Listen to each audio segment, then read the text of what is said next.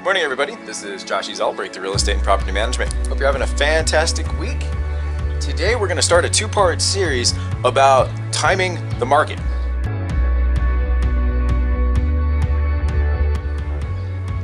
Now, the first part of this series deals with sellers. All the time, I'm sure you hear that sellers want to time the market, but we want to get top dollar. We want to make sure we sell at the peak. We don't want to waste any money or lose any money.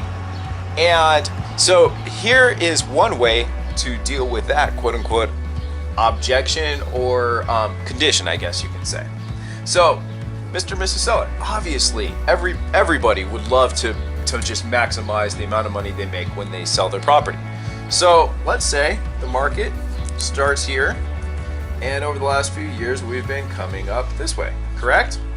Okay, so right now, let's say it is the peak. Okay, that's wonderful. We're going to sell your home for top dollar. But that raises a couple questions. Number one, where will you go? And what kind of a deal are you going to be able to get on that property?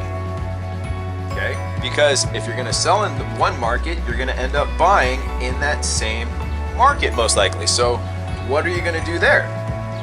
In order for us to quote unquote get a deal, we're going to have to find a home that is well under market, which we can sure try, but it's not the easiest task in the world. We all know that, right?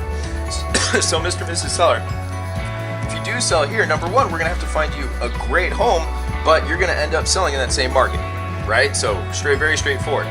Number two, let's say you did peak. Great job. You sold this home for top dollar, okay? And then we bought this home over here. Well, what about this home? What about your new home and the future? If it doesn't go up, you're going to stay put.